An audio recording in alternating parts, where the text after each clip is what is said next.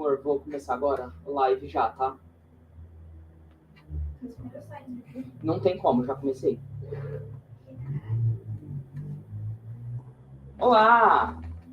Bom dia a todos, sejam todos bem-vindos à reunião de Antropologia da Educação. Hoje nós temos, então, uma roda de conversa, né? Uma conversa com pesquisadores que se debruçam sobre a alta etnografia. Né? A nossa roda de conversa é chamada de alta etnografia como espaço de informação. Né? Nós teremos, então, o professor Igor Micheleto, né? O professor doutor Igor Micheleto Martins, professor da Secretaria do Estado de São Paulo, né? Aqui na região de Andradina. E também teremos a professora pesquisadora Marcela Ribeiro, professora da Rede Municipal de São José do Rio Preto, né, atualmente doutorando em Educação para a Ciência. Os dois se enveredam pelos caminhos da alta etnografia, né, um campo que é fruto também, eu acho que posso dizer, de muita desinformação, de muitas conversas trocadas, e estamos aqui hoje para desmistificar e conversar sobre esse campo tão importante, né, tanto para a antropologia quanto para a antropologia da educação. Tudo bem? Pessoal, lembrando que podem estar mandando perguntas no chat do YouTube, que elas serão lidas e discutidas ao final das falas dos nossos convidados. Tudo bem? Teremos aqui, então, iniciaremos com a professora Marcela, tá? Bem-vinda, professora Marcela. Tudo bem com você? Liga o seu microfone. Posso falar? Bom dia a todos. É um prazer estar aqui. Acho que é um diálogo importante que a gente traz para pensar outras formas de se produzir conhecimento. Professora, a fala é toda sua, tudo bem? Vou colocar aqui sua apresentação e fique à vontade. Obrigada.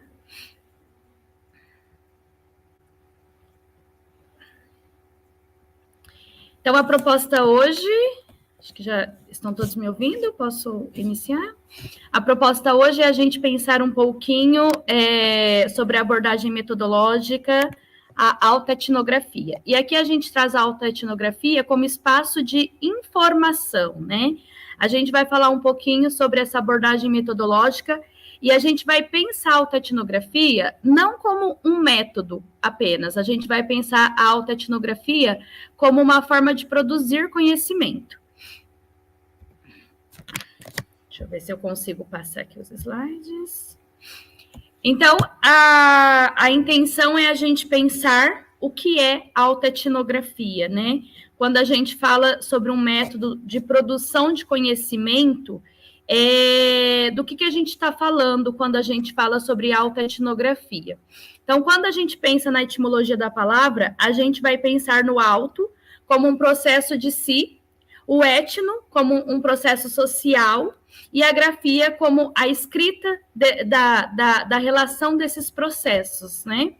Então, o que seria essa escrita de construção do eu? É pensar o eu a partir das subjetividades, né? Então, pensar a própria experiência como uma forma de explorar e entender fenômenos culturais, sociais e pessoais. É a gente compreender de que maneira histórias locais impactam histórias globais.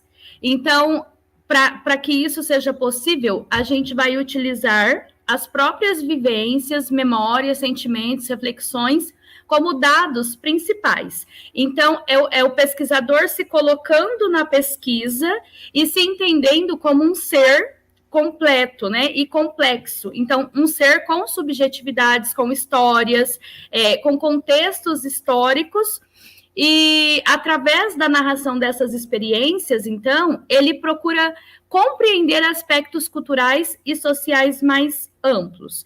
Então, a autoetnografia, enquanto um processo reflexivo em que o pesquisador ele se torna tanto o sujeito quanto o objeto de estudo. E nesses processos a gente vai entendendo que o pesquisador ele não tem condições de se retirar desse lugar, né?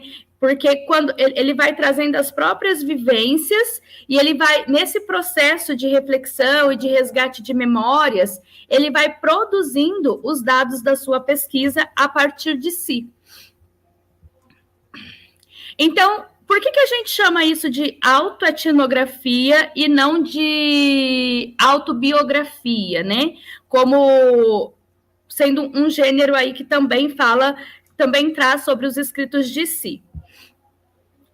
E aí, para a gente pensar um pouquinho sobre isso, trago uma problematização que diz: seria o modelo tradicional de autoetnografia, cunhado no século XVIII, iluminista, ainda um método eficaz para conferir visibilidade a sujeitos históricos não essencialistas? Não essencializados, né? Então, o que a gente começa a pensar? A gente começa a pensar que a gente deixa de tomar como referência aquele sujeito unívoco e estável, aquele sujeito que ele não se altera, para considerar um sujeito histórico, um sujeito que tem as subjetividades. E aí, o método tradicional da autobiografia, ele já não dá mais conta de considerar essas nuances do sujeito. Então, quando a gente pensa na história de si, na construção do eu, a gente começa a pensar nas relações que esse eu estabelece com o outro, né? E as relações que esse sujeito estabelece com as suas próprias subjetividades. Então, e que essas subjetividades, elas vão sendo produzidas a partir de um contexto social, um contexto cultural, um contexto histórico. Então, com essa alteração da percepção desse tipo de sujeito, a gente começa a entender que a autobiografia por si, ela não dá conta de pensar politicamente e pensar também os aspectos que essa construção do eu impacta nessa construção e nessa estrutura social que atravessa essas relações que vão sendo construídas. Então, pensando a partir dessas reflexões, a gente entende que a autoetnografia, ela visa atribuir ao discurso autobiográfico um valor político. Então, na visibilidade das subjetividades, de alguma forma associada a grupos minoritários. Então, a partir das vivências e experiências do eu em relação com o outro, e aí quando eu penso a autoetnografia, ela me dá a possibilidade de pensar esse outro num aspecto de alteridade. Então, eu vou pensar esse outro como alguém que se difere de mim, porém que complementa essas estruturas sociais em que o meu eu também está inserido. Então, são possibilidades da gente pensar, né, de forma a considerar o contexto tanto da construção do eu, quanto dessas relações que vão se estabelecendo.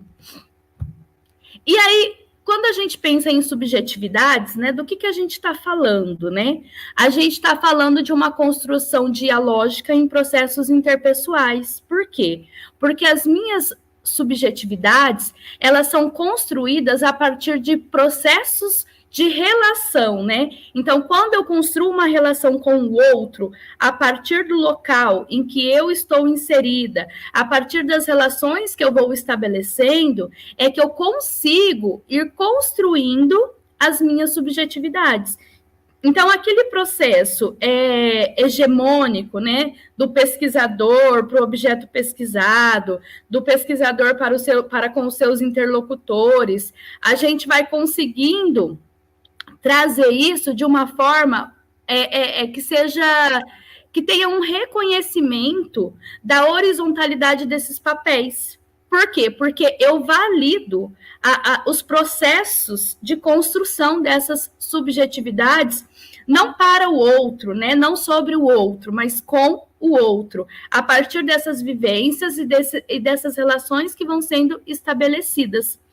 Então, a subjetividade, ela vai sendo moldada por fatores como cultura, história pessoal, emoções, valores, crenças, interações sociais.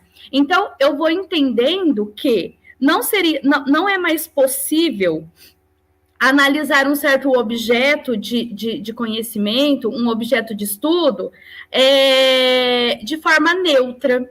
Ainda mais quando esse objeto, quando o próprio pesquisador, ele se torna o objeto de estudo. E aí é um diálogo constante com esse outro, né? E a partir desse outro, a gente tem a possibilidade de ir compreendendo alguns processos complexos de formação social mesmo, né? De formação social, cultural. Então, a gente começa a olhar para as minorias a partir do eu e a partir do outro. A gente começa a compreender alguns processos que vão atravessando essas relações. E aí, então, né, quem é esse eu, né? Quem sou eu? Então, aquele eu que a gente tratava lá nos processos autobiográficos, que era aquele eu que era um ser que era imutável, que não se alterava, que era um ser que a gente retirava de um contexto e pensava ele a partir de algo que não se alterava, a gente começa a pensar agora esse eu a partir de um sujeito histórico, construído de modo dialógico, a partir das relações que estabeleço com outras subjetividades. Então, eu vou entendendo que as minhas subjetividades, elas vão sendo atravessadas por outras subjetividades, né? E a partir disso, a gente vai construindo todo um processo histórico, cultural, a gente vai atribuindo um olhar político para todo esse processo de construção das nossas subjetividades e também das subjetividades do outro, né? E a partir disso, a gente vai produzindo conhecimentos, não só conhecimentos a partir de nós, mas a partir de um coletivo. Então, aquilo que nos atravessa enquanto pesquisador, aquilo que nos atravessa enquanto um eu, de que forma isso impacta num coletivo? Opa, peraí, deixa eu passar. E aí, outra questão interessante também da autoetnografia é a forma como eu coloco isso numa escrita acadêmica. Então, é uma escrita da construção do eu que resulta em um tipo de escrita construída a partir de uma subjetividade dialógica que, enfatizando a presença do outro na escrita do eu, acaba por incluir no discurso autobiografado, através da memória, das condições históricas em que se deu esses processos de subjetividade, as vozes de outros eus. Então, é um pouco daquilo que eu já comentei. A gente, em alguns momentos, a gente considera até como uma subversão da escrita acadêmica, positivista, né? Que exige aquela neutralidade, o distanciamento do pesquisador do objeto de pesquisa, do objeto de estudo. Neste momento, a gente faz uma escrita que ela exige que o pesquisador esteja inteiro dentro da pesquisa, né? Então, não é mais apenas um olhar de fora, é um olhar de quem sente, é um olhar de quem vive, é um olhar de quem consegue se posicionar, é um olhar de quem traz as suas ideologias, as suas subjetividades para a sua escrita. Então, essa relação entre memória pessoal e memória coletiva, então, a gente entende isso como um processo de construção de subjetividades historicizada e contextualizada. Então, quando a gente traz, né, as nossas experiências, as nossas vivências, e a partir disso, num processo dialógico, quando a gente estabelece a relação com o outro e contextualiza isso historicamente, e a gente começa a fazer um processo de reflexão de como tudo isso, né, de como essas histórias que acontecem a partir do eu, como isso impacta esse coletivo e esse global, então a gente vai atribuindo à nossa pesquisa um caráter historicizado mesmo, né? Então, por isso que a gente consegue validar todo esse processo de construção como um processo de produção de conhecimento. Então, por isso que o tempo todo a gente entende, né? E assim, o nosso grupo marca isso de uma maneira muito forte, que a gente entende o processo de produção, de fazer pesquisa por meio da autoetnografia, não somente como um método, né? Então, um procedimento metodológico a ser seguido, mas a gente entende como um locus de enunciação e de produção de conhecimento.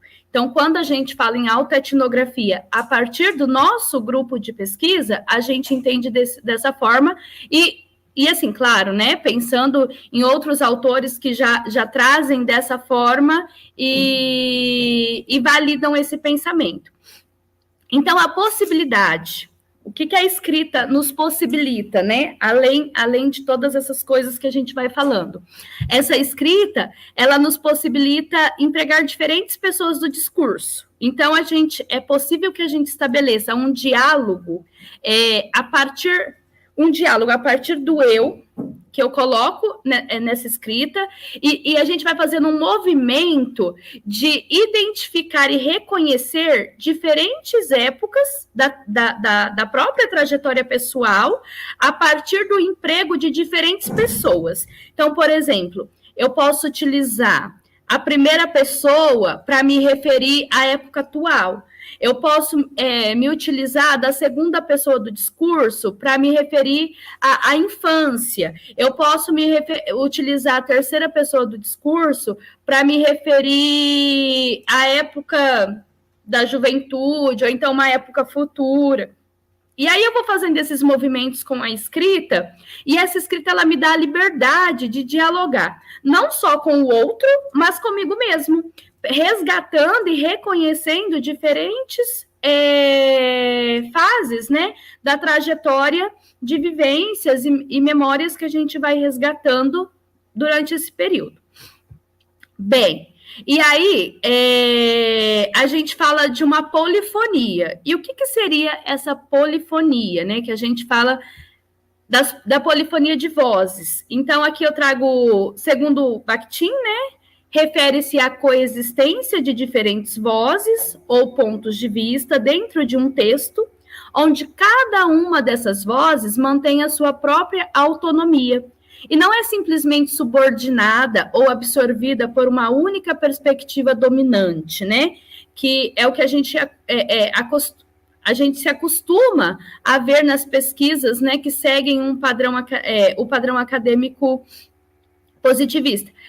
Essas vozes, elas dialogam entre si, sem que uma supere ou elimine as outras. Então, criando um espaço de interação e confronto entre diferentes ideologias, perspectivas e experiências. Aí é que a gente consegue pontuar muito bem a questão da alteridade. Então, eu reconhecer que o outro, ele contribui com a minha pesquisa, mas ele não está ali como alguém que é subordinado, né, às minhas colocações. Porque esse outro, ele tem ideologias diferentes, ele tem as subjetividades que ele foi construindo, elas perpassam por um contexto histórico diferente, por diálogos diferentes, e a gente se dispõe ao diálogo, mesmo que esse diálogo nos confronte. Então, quando a gente fala da alteridade na pesquisa autoetnográfica, é a gente saber que, no momento que a gente se dispõe ao diálogo, o diálogo provoca um movimento de confronto. E a gente estar aberta a essas possibilidades, né, de reflexões a partir dessas colocações do outro. Então, a gente não fala mais sobre o outro, a gente fala com o outro. Então, essas possibilidades, elas vão trazendo para a nossa pesquisa um caráter, inclusive, democrático, de pensar o outro como alguém que complementa as nossas ideias, né? Então, é pensar o outro a partir da experiência do outro, né? E é muito interessante porque, assim, quando a gente pensa as relações que a antropologia e a educação, elas vão tecendo nesse sentido da escrita autoetnográfica, é a gente pensar o outro a partir do contexto do outro e não a partir do que a gente interpreta ou que a gente ou a partir das nossas percepções. E quando a gente vai fazer uma escrita de si, num diálogo constante com o outro e também com as nossas vivências e as nossas memórias, e reconhecendo que as nossas vivências e as nossas memórias e as nossas subjetividades, elas se dão num processo dialógico que é estabelecido com o outro. Então, eu consigo pensar a partir do contexto do outro, eu consigo pensar e perceber o meu eu a partir também do outro, né? Então, vou estabelecendo toda essa relação dialógica. E aí, por fim, né, para ir aí finalizando a minha fala, o que seria, então, essa autoetnografia, né? Então, a gente pensa como uma reflexão maior que atribuindo ao produtor de conhecimento a responsabilidade pela construção da própria episteme. Está empenhada em elaborar um instrumental teórico capaz de lidar com as questões de subjetividade e identidade, de modo a não reduzir a sua complexidade a simplistas dicotomias. Então, eu não consigo mais pensar essas dicotomias no sentido de eu pertenço, esse não pertence, identidade e diferença. Então, eu vou reconhecendo tudo isso como um processo muito mais complexo. Então, eu preciso pensar isso num processo localizado, historicamente, socialmente, culturalmente. Então, como objetos, construções que refletem escolhas teórico-políticas do pesquisador, considerando os processos de construção do eu e de conhecimento. Então, bem como na percepção de uma estrutura multicultural. Então, eu, enquanto ser socialmente construído, eu estou inserido e eu preciso ter essa percepção de que eu estou sendo atravessado por um contexto multicultural. E aí, a partir disso, é que eu construo a minha pesquisa agora, né, a minha tese de doutorado, e eu vou pensar, só para trazer um pouquinho, né, do que eu faço com tudo isso, eu vou pensar a minha construção do eu, como eu fui me constituindo mãe, professora, pesquisadora da educação matemática, e como que todos esses atravessamentos, né, como que tudo isso impacta, e aí eu vou articular isso com a educação matemática, eu vou olhar para o currículo, que eu chamo de currículo de um molde só, e eu vou pensar como tudo isso impacta, né? Como que as minhas histórias locais, as minhas vivências, como tudo isso impacta em algo maior, num coletivo. Então, a partir disso, é que eu vou estabelecendo esses diálogos e construindo e validando essa produção de conhecimento a partir de uma escrita que vai trazendo esse processo de construção do eu. Bem, acho que era isso, né? A intenção era trazer um pouquinho dessa introdução, um pouquinho dessa conceitualização do que a gente está chamando aqui, enquanto grupo de pesquisa, o que a gente está chamando de autoetnografia. Vou ficar bem aqui atenta, porque acho que o Igor vai trazer agora, na tese dele, né, um pouquinho sobre como que ele trabalhou esses conceitos na tese dele, e acho que vai ser bem bacana da gente pensando esses processos. Eu queria agradecer. Muito obrigada, e é isso. Obrigada, Marcela, pela sua fala, tá? Sempre muito informativa e formativa, tá? Então, agora, sem mais delongas, né, eu vou chamar aqui o professor doutor Igor Micheleto Martins, nosso mais recente doutor do grupo de pesquisa, né, que vai falar um pouquinho sobre o que ele desenvolveu na tese dele, que é uma autoetnografia, né, Igor? Inclusive, muito boa, por sinal, recomendo a leitura para entender sobre como fazer uma autoetnografia. Eu acho a leitura da tese do Igor um ótimo exemplo, tá bom? Igor, seja bem-vindo, a fala é toda sua. Obrigado, Carla. Bom dia a todos, todas e todos, né? Nessa manhã aí gélida de sábado. E a gente vem aqui conversar um pouco sobre a autoetnografia, né? Que é uma episteme mais recente dentro da antropologia, né? Mas que ainda se preocupa em interpretar esses aspectos culturais em diversos recortes, né? Então, gostaria de agradecer aí ao convite, né? Realizado pela reunião de Antropologia da Educação, em estar compartilhando aqui alguns conhecimentos que eu construí durante a minha trajetória, né? Principalmente no doutorado. E gostaria também de agradecer em compartilhar essa mesa com pessoas queridas, que é a Marcela Ribeiro, né? A Carla Araújo, que está por aqui, que são pessoas importantes no meu processo de formação. Então, agradecimentos no geral, né? Aí para as pessoas que fizeram parte da RAI e que estão constituindo esse grupo de antropologia e educação, que é o GEPAI, que é um dos principais patrocinadores da RAI, né? Sem mais delongas, né, nos agradecimentos, gostaria de começar a minha apresentação fazendo uma audiodescrição, né, acho que é um ponto importante. Então, eu sou o Igor, sou professor de Tecnologia, Ciências e Biologia, sou licenciado em Ciências Biológicas, mestre em Ensino e Processos Formativos e doutor em Educação para a Ciência.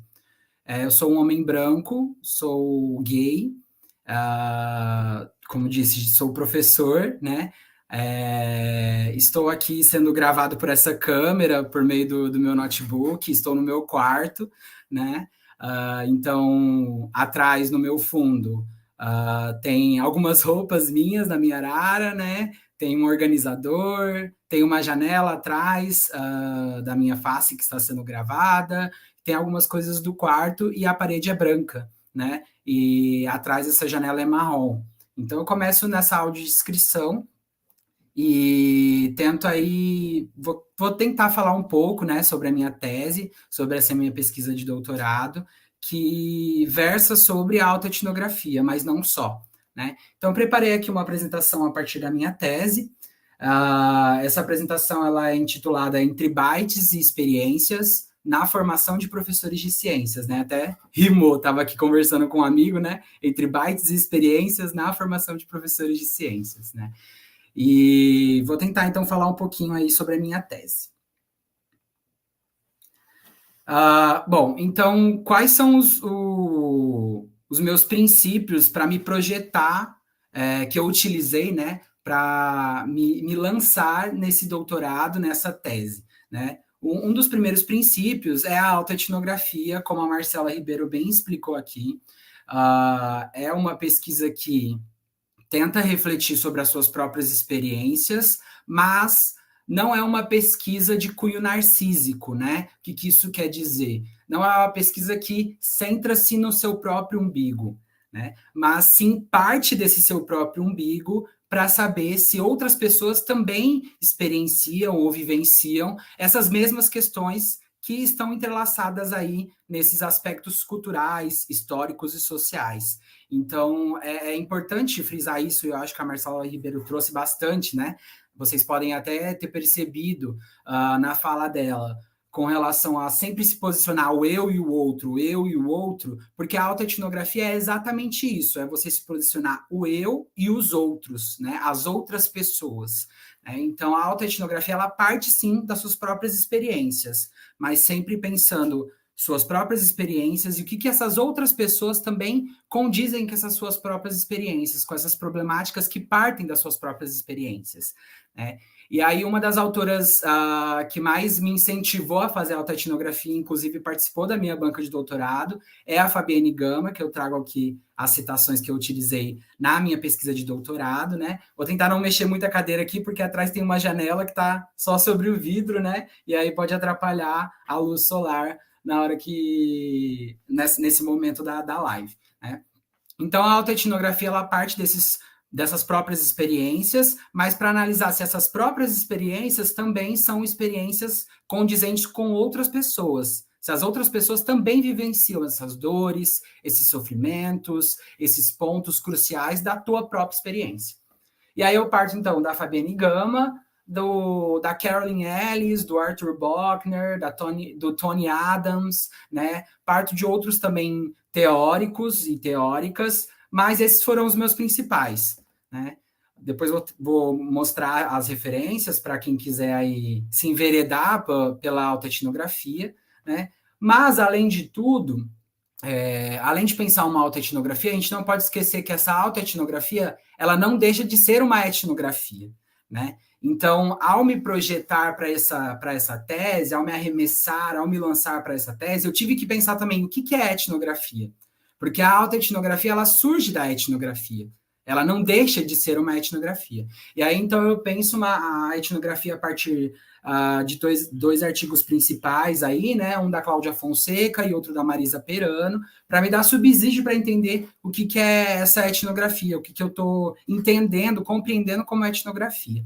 Né? E, por último, um ponto nevrálgico aí da minha tese é a tecnologia, que eu parto um pouco mais da educomunicação para tentar analisar essas tecnologias, principalmente mais atuais, né, os avanços tecnológicos e como isso tem impactado na formação de professores de ciências. Né? Então, esses são os meus pilares da minha tese, que eu utilizo aí para me projetar, né, para essa tese que já está finalizada, que eu utilizei, então, neste caso.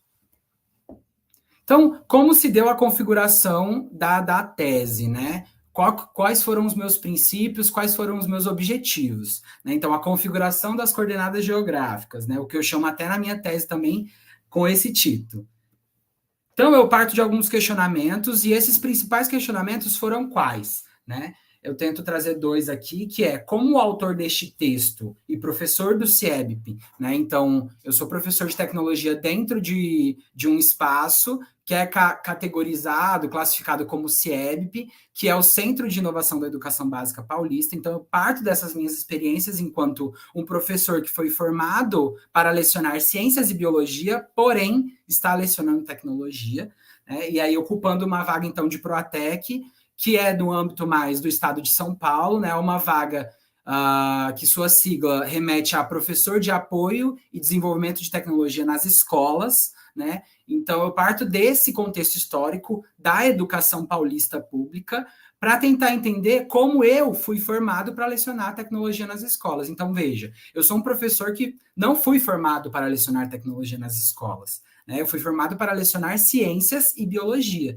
Né? Então, eu ocupando essa vaga de Proatec, eu lecionando dentro do CIEBP, que é o Centro de Inovação da Educação Básica Paulista, todas essas vivências acabaram me atravessando a ponto de eu refletir sobre isso. Como eu fui formado para lecionar tecnologia, tendo em vista que agora é o meu carro-chefe aí de docência, né? Lecionar tecnologia.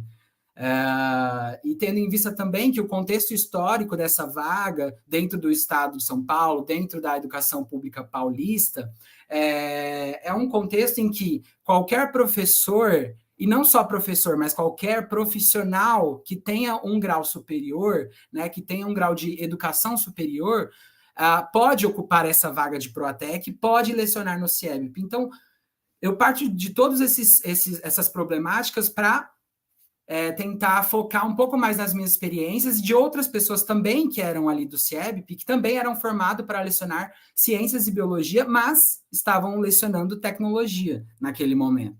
Então, fico bem reflexivo e parto desse questionamento. Um outro questionamento foi quais foram os espaços formativos percorridos por ele, ou seja, por mim, e que o afetaram para atuar enquanto professor de tecnologia. E aí, então, esses são os principais questionamentos que me levam a pensar um objetivo dessa tese, né, que me levaram a pensar o objetivo dessa tese. Que o objetivo dessa tese é propor encaminhamentos para a elaboração de políticas que miram a formação de professoras para as tecnologias, especialmente a formação de professoras de ciências a partir de tessituras autoetnográficas. E aí veja que também eu coloco aí professoras no feminino, né? Por quê? Um dos marcadores que eu utilizo para definir essas professoras no feminino é que eu tento não demarcar o gênero das pessoas, assim que, além de tudo, elas são pessoas, né? Então, são pessoas que são professoras, mas também não são só professoras, né? Mas também são mães, ou são pais, ou são filhos, né? Então, eu tento demarcar isso por meio dessa questão das professoras, né? Mas não tentando cunhar no feminino, mas sim se remetendo a pessoas que são professoras. Então, esse foi o objetivo da minha tese, né? Propor encaminhamentos para a elaboração de políticas que miram a formação de professoras para as tecnologias, e aí especialmente a formação de professoras de ciências a partir de tessituras autoetnográficas. E aí eu tento trazer um pouco da minha tese, porque é interessante que, para além de ler coisas sobre autoetnografias, a gente consiga visualizar e compreender como que a gente consegue colocar essa episteme, né, posicionar essa episteme dentro da nossa área, que é uma área de educação para a ciência, que é uma área de ensino de ciências, de biologia, né, e a autoetnografia ela surge dessa área da antropologia, né? Então, por isso que eu tento trazer aí um pouco da minha tese com esse objetivo.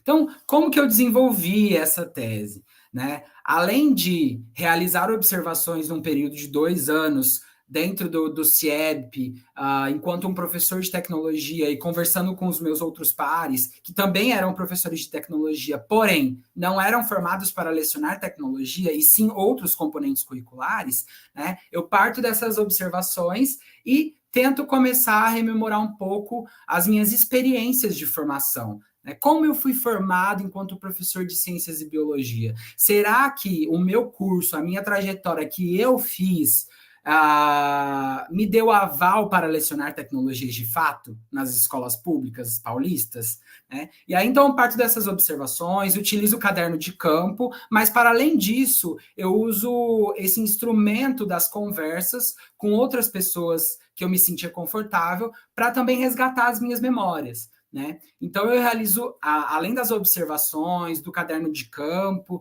né, no meu campo de trabalho, né, eu utilizo esses encontros também com essas outras pessoas, né? Esses encontros, eles foram realizados por meio da tecnologia também, ou seja, foram realizados na plataforma Google Meet, né? Eu gravei esses encontros e caracterizei esses encontros como uma espécie de café com essas amigas que eu acabei convidando, que são pessoas que eu me senti confortável, para tentar pescar um pouco mais dessas memórias de como eu fui formado para lecionar tecnologias, né? Então, eu realizo um primeiro encontro, tentando refletir aí sobre a formação inicial de professores, sobre a minha formação inicial de professores. Eu convido uma amiga minha para conversar sobre isso, tomar um café, comer um bolinho, comer um pãozinho de queijo, né? E conversar um pouco sobre a nossa formação inicial de professores. Por quê? Eu convido uma outra amiga minha, que também estava atuando enquanto professora de tecnologia nas escolas públicas paulistas, e também foi formada no mesmo período que eu fui formado para lecionar ciências e biologia, né? Então, eu convido essa amiga minha para tentar refletir aí um pouco sobre a minha trajetória dentro do curso de formação inicial de professores de ciências e biologia. Num segundo encontro, eu convido uma outra amiga minha querida, né, que vai tentar aí me auxiliar a rememorar um pouco desse percurso formativo dentro do mestrado em ensino e processos formativos, em que uma das suas linhas de pesquisa é tecnologias, diversidades e culturas. Então, eu tento aí refletir um pouco sobre esse percurso formativo dentro da pós-graduação. E aí, seguindo nessa mesma linha, eu vou tentar analisar esse percurso formativo dentro de uma especialização que eu fiz também, que era uma especialização em formação didático-pedagógica para cursos na modalidade à distância. Então, veja, a tecnologia está aí entrelaçada. Mas será que eu fui formado? Será que eu fui impactado por esse curso de especialização? E, por último, eu realizo um quarto encontro, além das observações e além do caderno de campo que eu utilizei, que tenta refletir um pouco mais sobre a experiência enquanto professor de tecnologia dentro do CIEBP, neste contexto histórico, nesse âmbito que é o CIEBP, que é o Centro de Inovação da Educação Básica Paulista.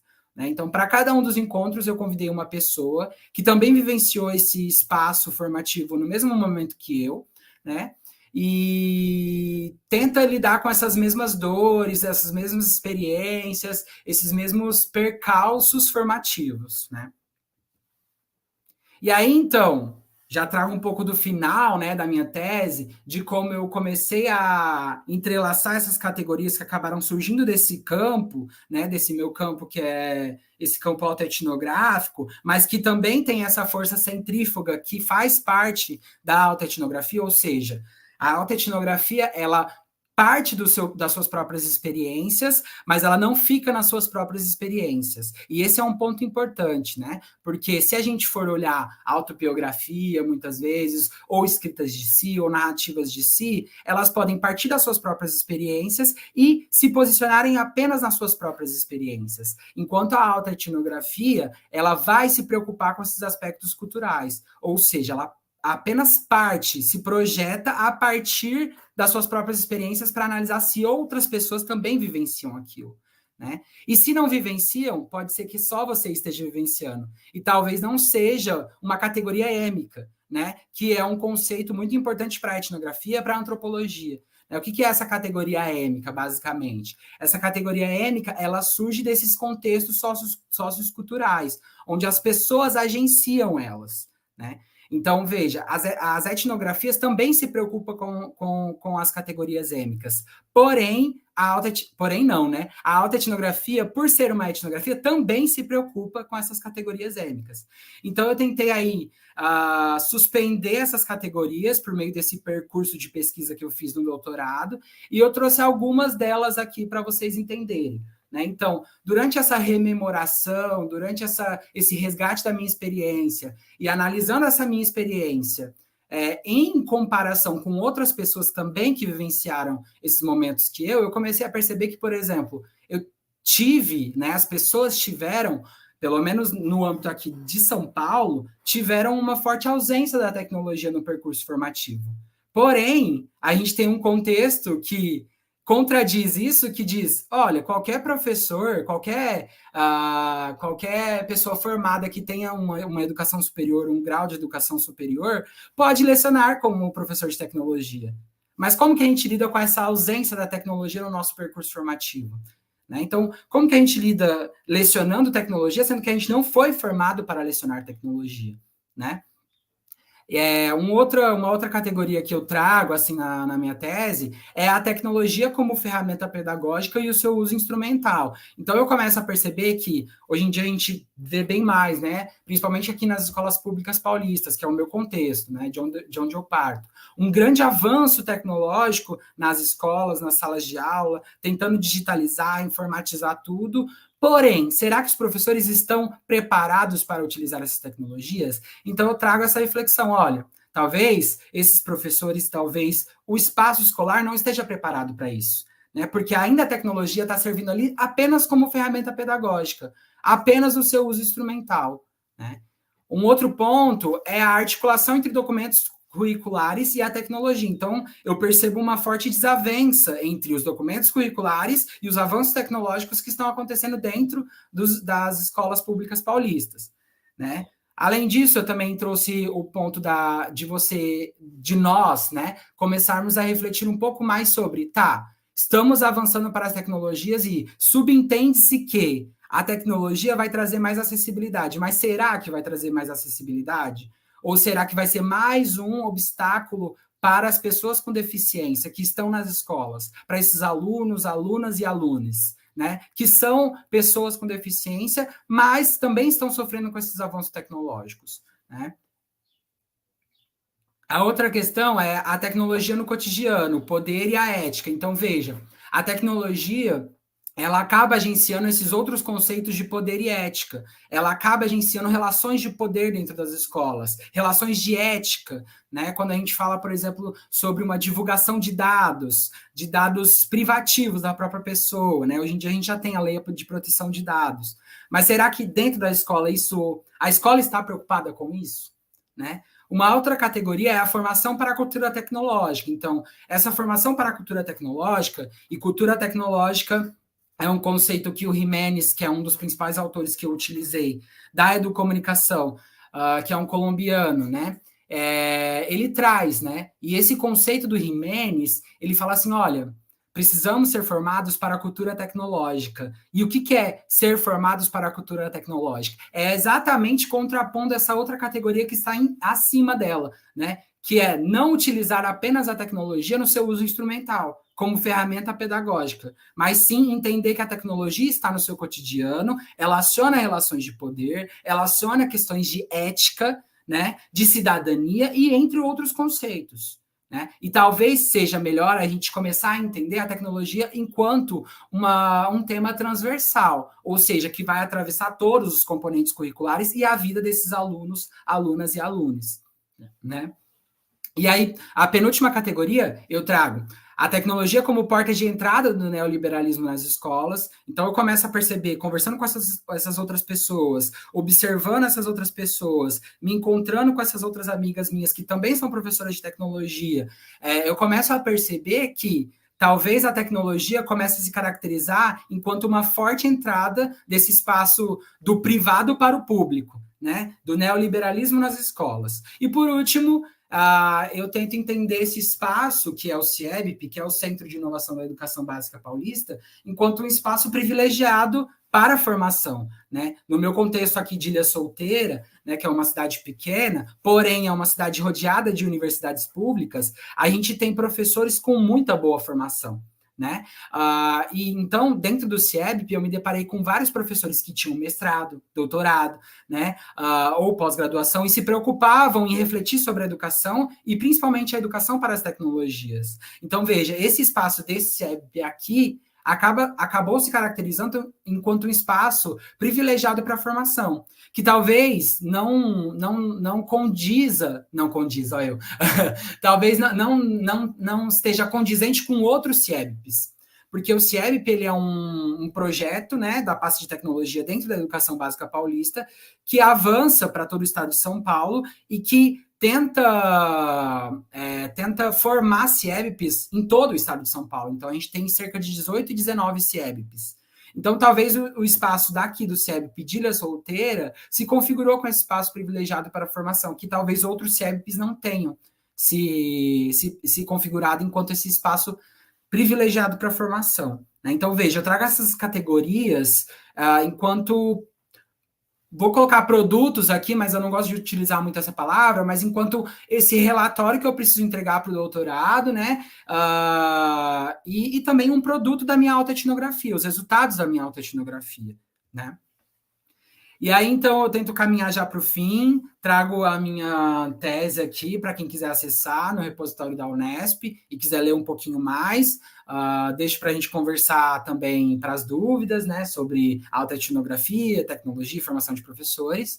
Então, a minha tese é intitulada Tecnologia e Formação de Professores, tessituras autoetnográficas de um professor de ciências. Quem quiser visualizar, só lê o QR Code, né, por meio do celular, ou eu posso compartilhar, ou a Carla aí pode compartilhar no chat, ou mais alguém, não sei se alguém está vendo aí pelo YouTube, né, pode compartilhar no chat, para ficar mais acessível. E as referências, algumas referências que eu coloquei aqui, na minha apresentação, que são referências que eu utilizei na minha tese, mas não são todas, né? Na minha tese tem mais. Sugiro que para quem ficou interessado em autoetnografia, talvez seja legal ouvir um podcast com a Fabiane Gama, que é o podcast Fazeres Etnográficos em Tempos de Pandemia, que está disponível no Spotify, que está disponível no YouTube também, né? Esse podcast ele tenta aí refletir um pouco sobre a etnografia, e em específico esse episódio sobre a autoetnografia em conjunto com a Fabiane Gama. E aí, então, finalizo a minha apresentação. Agradeço aí a atenção de todas e todos. Obrigada, Igor. Eu vou chamar a Marcela aqui de volta, né? Porque temos uma pergunta, né? Eu vou passar aqui para vocês. Primeiramente, antes de iniciar as perguntas, eu gostaria de agradecer tanto a fala do Igor, quanto a fala da Marcela, que foram muito enriquecedoras, né? Para esse campo, porque eu, como também estou me enveredando por esses caminhos, a gente sabe que não é fácil. A gente se olhar para o outro, fazer esses processos de centrifugação, né, como o Igor já mencionou, não é fácil. Então, é sempre bom ouvir outras perspectivas de pessoas que já passaram e estão passando por isso. Tá? Vou trazer aqui a pergunta, então, do nosso querido Jamerson, né, ali sempre trazendo reflexões importantes, né? Vou trazer aqui a pergunta dele. Ele faz uma pergunta muito pertinente, né? Ele fala, a pergunta dele é: quais foram e são, né, as estratégias metodológicas utilizadas por vocês em suas pesquisas para garantir que as interpretações pessoais estejam situadas em um diálogo com questões sociais e culturais mais amplas? Daí vocês decidem quem quer responder primeiro. Alguém tem alguma preferência? Posso falar, sim. Pode falar, né? Posso falar? Só para o Igor descansar um pouquinho da fala dele. Bem,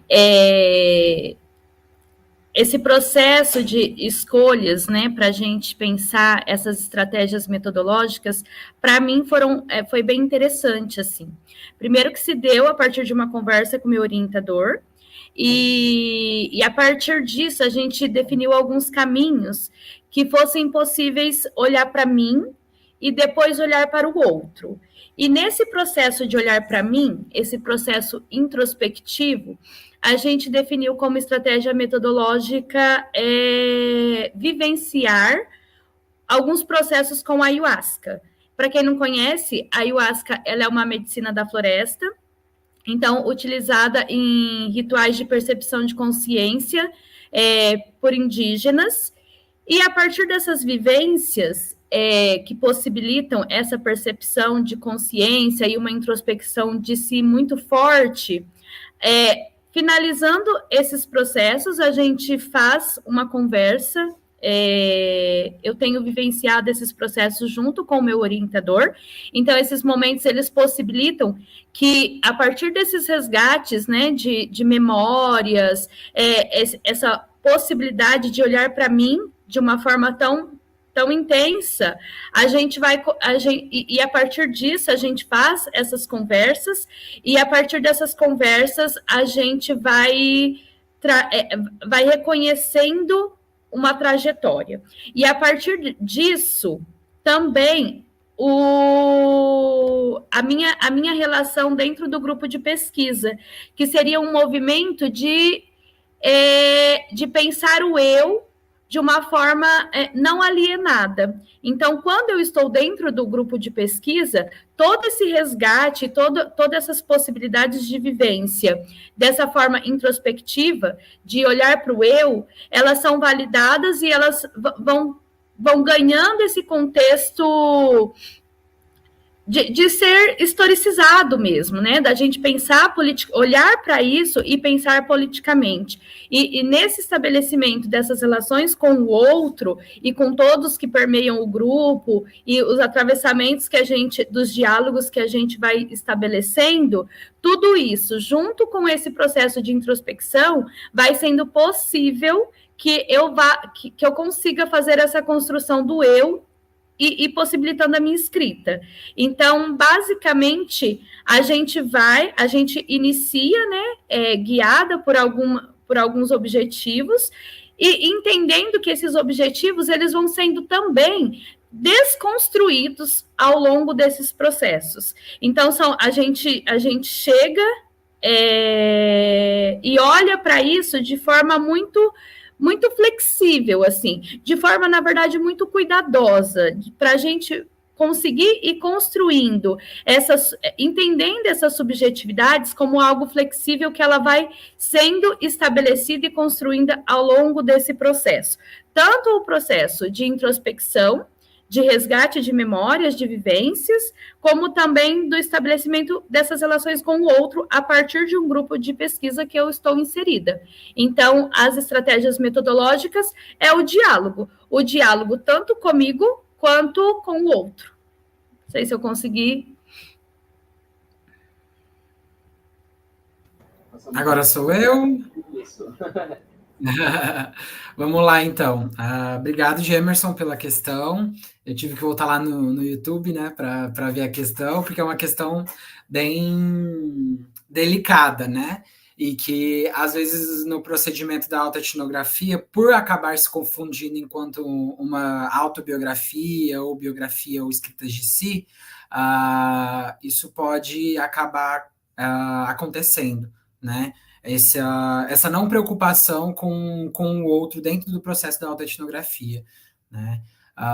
Bom, acho que ficou colocado, né, na minha questão da tese, de como eu lidei com as minhas próprias experiências e fui tentando entrelaçar com outras pessoas e tentando acionar esses outros aspectos socioculturais. Mas só para falar, né, aqui, para destacar, então, eu tento fazer esse movimento. Parto dessas observações por meio do caderno de campo, mas, para além de tudo, também parto desses encontros com essas outras pessoas, né? Então, por meio desses encontros, eu acabo tentando me desvencilhar um pouco dessa postura narcísica de pensar suas próprias experiências, para tentar ver se as minhas próprias experiências também condizem com as experiências dos outros, né? E aí, então, acionando aspectos culturais, tentando agenciar essas categorias enquanto categorias socioculturais, mas não apenas minhas categorias, né, da minha própria vivência, né, das minhas próprias experiências, mas sim que condizem com as experiências de outras pessoas também que estão vivenciando.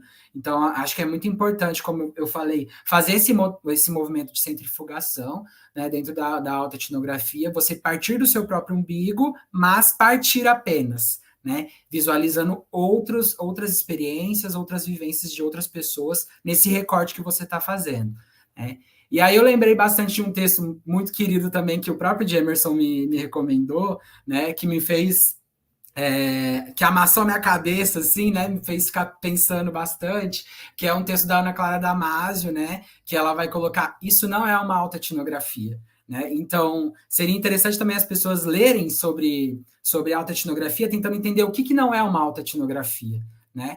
Para tentar aí fazer o recorte da autoetnografia de uma forma mais profunda e mais apropriada, talvez, né? Mas o que a Ana Clara Damasio fala nesse artigo é basicamente assim, ó, autoetnografia, a pessoa tem que escolher, né? É uma escolha epistêmica da pesquisa. Não é escrita de si, não é narrativas de si, não é autobiografia, né? É uma autoetnografia porque é esse recorte que eu faço para a minha pesquisa, né? E aí a Ana Clara Damasio vai falar assim, olha, a minha pesquisa não é uma autoetnografia porque eu coloco ela enquanto uma etnografia.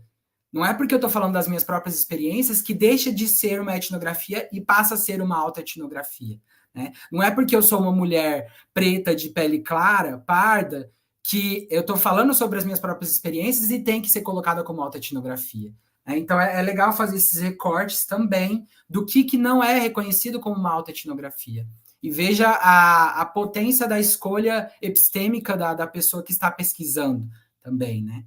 E aí a gente pode entrelaçar outras coisas, como, por exemplo, até o próprio, uma questão que eu fiz para o colóquio de etnomatemática, né?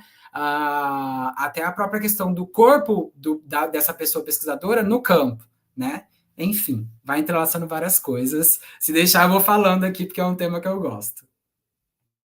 Obrigado, Igor. É uma questão que a gente discute muito no off, né? A gente trabalha junto, eu e o Igor e tal, e como eu também estou me enveredando nesses caminhos, né? A gente conversa muito sobre.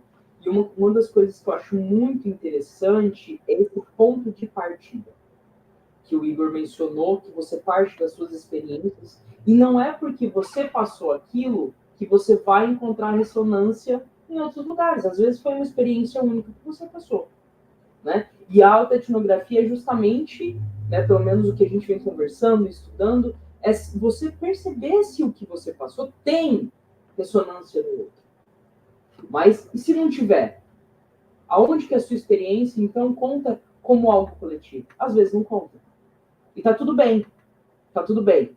Né? Ela é uma experiência sua, algo que te formou, mas como categoria social e cultural, talvez ela não seja. Né? Porque nós temos experiências próprias e individuais que outras pessoas não passaram. Eu acho muito importante essa colocação do Igor e também do texto da Ana Clara Damasio, que eu li também, foi um choque para mim também, e achei importantíssimo e recomendo a leitura.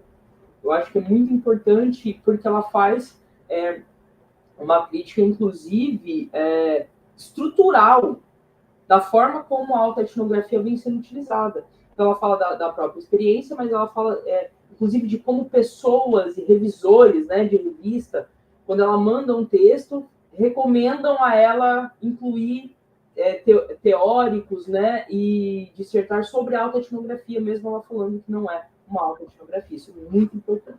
Mas, passando, né, para outras perguntas, temos aqui mais duas perguntas, uma da Ana Lúcia e uma da Juliana. Eu vou colocar a da Juliana, que é especificamente para o Igor, né, falando sobre a sua tese, Igor. Ela fala sobre algo que preocupa muito ela, que é essa avalanche de plataformas. Quem está no Estado sabe do que ela está falando, né? E obrigação do uso da tecnologia que temos hoje na Secretaria Estadual de Educação de São Paulo. E pede para você falar um pouco mais sobre as questões éticas que você observou durante o seu doutoramento, né? Durante a construção da sua tese. Juliana, vou tentar aqui trazer um pouquinho da... Muito obrigado, né, pela questão. A Juliana foi minha professora de educação básica, né? Então, eu fico sempre muito emocionado, né, de vivenciar esse grupo de pesquisa em conjunto com ela, né, de lembrar quando eu era aluno lá na escola, né? E ela, se não me engano, estava como coordenadora pedagógica, né? Então, faz esse exercício também que eu fiz na minha tese de rememorar algumas experiências, né? Sobre as questões éticas que eu acabei me deparando dentro do meu contexto de pesquisa, né? Vou trazer um exemplo simples, que a gente faz hoje em dia e que a gente nem nota, né? O ato de aceitar todos os cookies, por exemplo, ou o ato de, eu vou só rolar isso aqui, vou li e aceito. Né? Isso é uma questão ética que muitos professores e professoras dentro das escolas não se atentam com esses alunos. Né? Além disso, a gente tem uma grande exposição desses alunos com relação às tecnologias e nas mídias e nas redes sociais, né? Em que eles não conseguem refletir o impacto disso na própria vida. Né? E uma outra questão ética que eu acabo discutindo dentro dessa categoria é esse impacto que a tecnologia também traz à nossa vida, né? Por meio de algoritmos, por exemplo, influenciando nossos desejos, influenciando nossos sentimentos, né? Influenciando nossas emoções e a nossa própria autoestima, muitas vezes.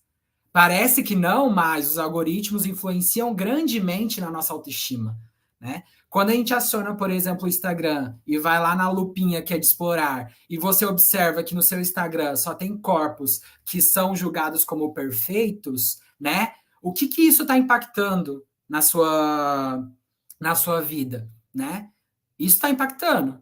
Pode ser que talvez seja só apenas no âmbito do inconsciente, né? Pegando a psicanálise aí, mas ainda está impactando, né?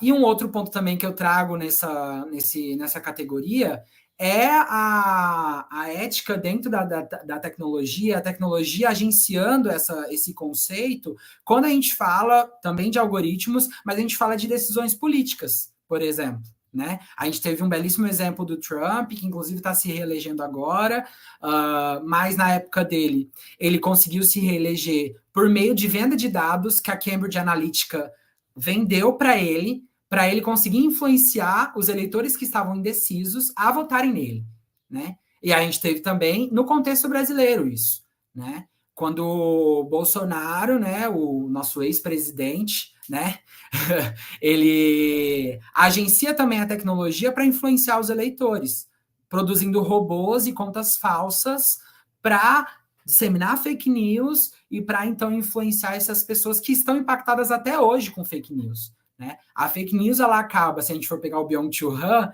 que foi algo que eu trouxe um pouco no Secult, né? Que foi o nosso último evento do NIPAC, que o Byung-Chul Han vai falar assim, isso aqui tá influenciando muito as pessoas. Por mais que não pareça, influencia. As fake news, elas têm uma característica dúbia, que elas não se posicionam nem em verdade nem em mentira. É uma falsa informação. Falsa informação não é mentira, né?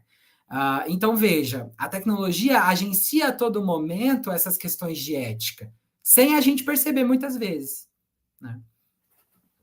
Não sei se eu respondi. Acredito que sim. Temos uma pergunta aqui também da Ana Lúcia, tá? Que ela pergunta, eu vou colocar aqui para vocês. Ela pergunta, ela fala sobre a própria pergunta do Jamerson, né? Que ela falou que as respostas focaram bastante no subjetivo.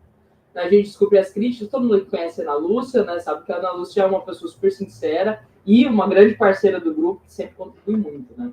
Mas tentando aqui para que cresçamos juntos, ela foca, por exemplo, da Marcela, que ela falou bastante dos aspectos subjetivos e depois disso, da parte do outro, foi feita com diálogos com o orientador e no grupo de pesquisa. Mas não ficou claro como foi feita esse diálogo, né? Que o Jamerson mencionava aqui. Aí a pergunta em si qual foi a ajuda que o orientador e o grupo te deram, Marcelo? E foi em que sentido? Teoria, leituras? Qual foi esse auxílio, né, do orientador e do grupo de pesquisa? Qual o papel dos dois na construção da sua tese? Foi o que eu entendi da pergunta da Ana. Seu microfone está desligado, Marcela. Lembrando que, assim, a minha tese, diferente da do Igor, que está finalizada, a minha está em processo de construção, processo bem inicial. Mas como que foi essa escolha da estratégia metodológica? Primeiro que num diálogo com meu orientador e partindo de algumas vivências em comum, a gente decidiu que a própria ayahuasca, ela seria, de fato, utilizada como um procedimento metodológico. Por quê? Porque é um processo que ela permite uma vivência de percepções de consciência e resgate de vivências e memórias introspectivas. Então, partindo dessas vivências, e como seria? Então, a gente iria participar desses rituais de ayahuasca. Ela é uma medicina, né? Uma medicina da floresta, muito utilizada em rituais de percepção de consciência. Então, a partir disso, as pessoas fazem esses resgates de vivência e de memórias, e aí, a partir disso, a gente traça a gente faz registros a partir dos diálogos que são estabelecidos ao final dessas vivências e dessas experiências que a gente tem juntos. Então, tenho ido com o orientador vivenciar esses processos e, a partir disso, a gente faz registros. Então, a partir daí, onde que o grupo de pesquisa me ajuda, né? Ele me ajuda... Uma vez que eu me inseri num grupo de pesquisa e dos diálogos que eu fui estabelecendo, então, isso me traz uma condição de enriquecer essas vivências e essas experiências por meio de outros olhares. Então, eu acho que nesse sentido é que o grupo me ajuda. Então, o grupo me alimenta de conhecimentos e a partir desses conhecimentos e a partir dessas vivências que eu trago e desses resgates, né, que eu vou vivenciando nesse processo de introspecção a partir da ayahuasca, que a ayahuasca seria a minha própria metodologia, e talvez para quem não conheça, fica realmente um pouquinho mais difícil de entender, eu vou fazendo essas articulações e vou validando esses processos de construção do eu. Porque na minha pesquisa, qual é a intenção?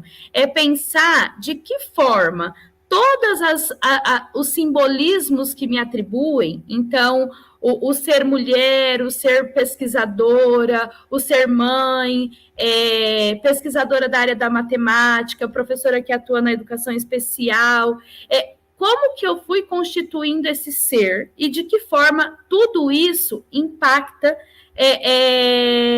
hoje, né? Então, a Marcela, que é pesquisadora da área da educação matemática e que olha para um currículo e pensa como que esse currículo, como que a matemática que está nesse currículo, como que isso tudo impacta, né? E de que forma, essa forma como eu fui sendo constituída, como que tudo isso se articula, né? Como que isso se relaciona? Então, para pensar tudo isso, então eu vivencio um processo de introspecção, de resgate de memórias, para ir compreendendo, né, esses processos de construção mesmo. Então, eu faço um processo de introspecção, e aí a minha estratégia metodológica seria a ayahuasca, por quê? Porque ela possibilita essa percepção, esse resgate. Então, no momento que eu vivencio essa experiência da ayahuasca, de ser submetida a uma medicina que é considerada como uma medicina professora, uma medicina mestre,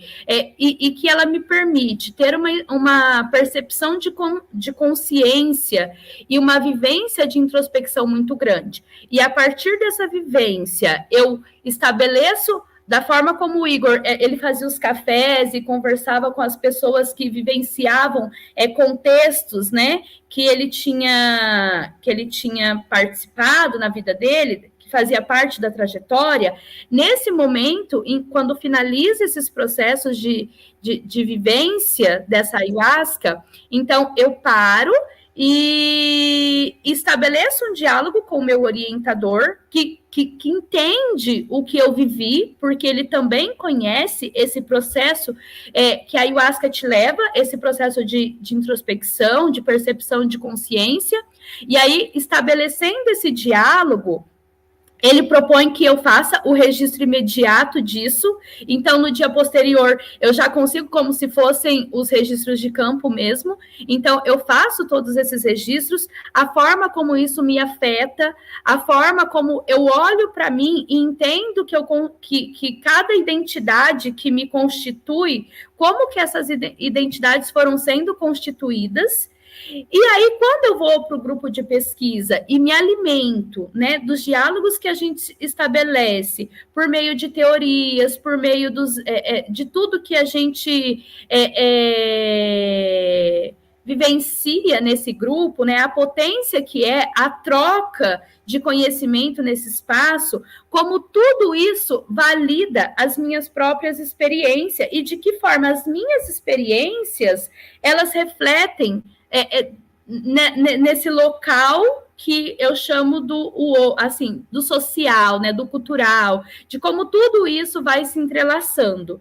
Então, a minha estratégia metodológica é de fato o diálogo. Então, um diálogo introspectivo comigo, que eu uso como estratégia metodológica o processo de vivência da ayahuasca e os processos de registro e de diálogos posteriores com o orientador, e, a partir disso, a minha inserção num grupo de pesquisa que possibilita a minha desalienação. Então, a partir disso, é que eu tenho condições de atribuir um valor político, um valor de historicizar toda essa minha experiência, né?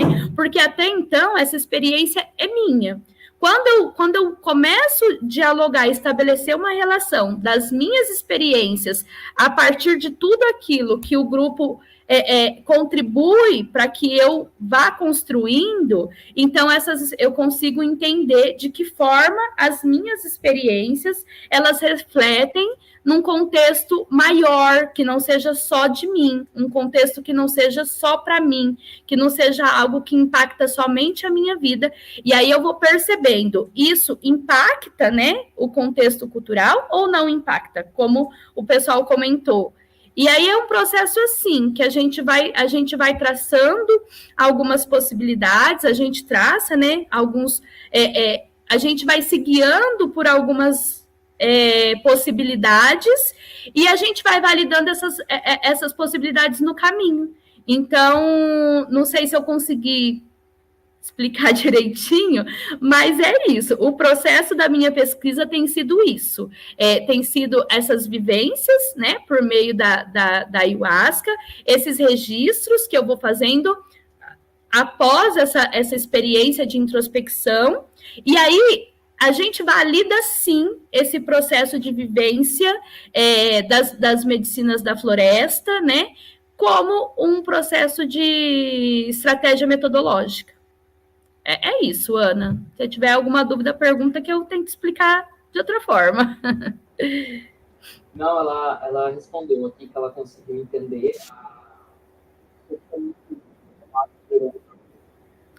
E assim, Carla, só se você me permite, na verdade, causa mesmo um estranhamento, por quê? Porque é uma estratégia metodológica que foge um pouco daquilo que a gente está acostumado. E a gente já sabia, quando a gente coloca essa estratégia metodológica como algo que, sim, a gente vai usar desse jeito na nossa pesquisa, a gente já imaginou que ia causar um estranhamento, né? Mas ainda mais para quem não tem o conhecimento assim, do que seja e de que forma isso vai contribuir para esses resgates de memória, de vivências, né? A gente entende que causa um estranhamento, mas é isso. Tá? É isso mesmo. Carla. Oi. Vou comentar um pouquinho, acho que quando a Marcela trouxe um pouquinho mais do contexto da pesquisa dela, né? Eu lembrei bastante de um livro do Luiz Antônio Simas, junto com o Luiz Rufino, que são autores decoloniais, né?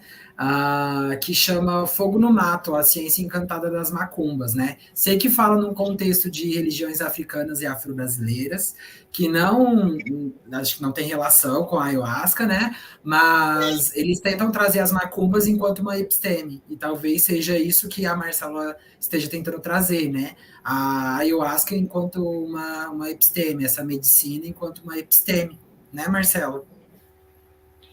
E, assim, eu não sei se eu já consideraria a própria ayahuasca como uma episteme, né? Mas ela seria o meu próprio processo metodológico, entendeu? E aí eu não sei se eu estou entendendo errado ou se eu não sei se eu poderia chamar isso de episteme. Se eu posso, me conta. Mas é isso.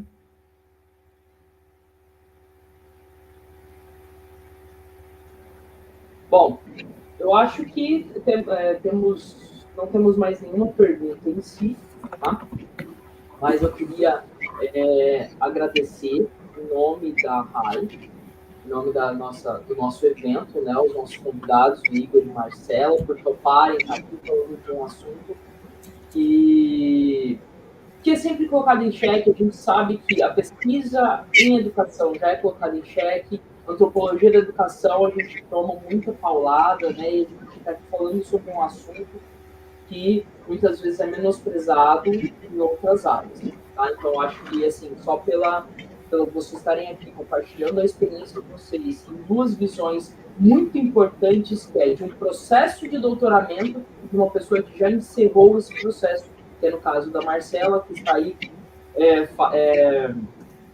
pesquisando, né, se debruçando sobre a temática, e o Igor, que já defendeu uma tese, né, que inclusive faz um manifesto a favor de uma tese autoetnográfica, né, Igor? Se não me engano, é uma das partes da tese dele, que eu recomendo a leitura, né, e futuramente vou recomendar a leitura da tese da Marcela Ribeiro, que está em construção, tá? Eu gostaria de agradecer em nome da reunião de antropologia da educação, em nome da comissão organizadora, em nome do professor Harrison e demais pessoas que estão envolvidas com a organização da RAI, a audiência de todos aí, contribuindo com com perguntas, com comentários, tá? Muito obrigado a todos vocês. E a RAI continua, tá, gente? Temos aí uma palestra online, se não me engano, às 14h, tá?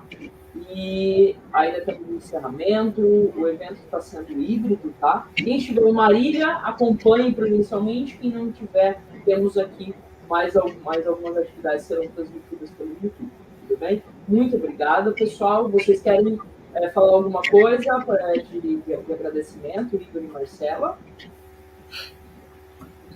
Eu quero só agradecer o espaço, acho que esse espaço de discussão, né, das nossas pesquisas, como a Carla bem mencionou, né, é enriquecedor a gente ouvir o outro, a gente ir pensando também sobre os nossos próprios processos de construção enquanto pesquisador, e isso vai enriquecendo bastante o nosso processo formativo, né?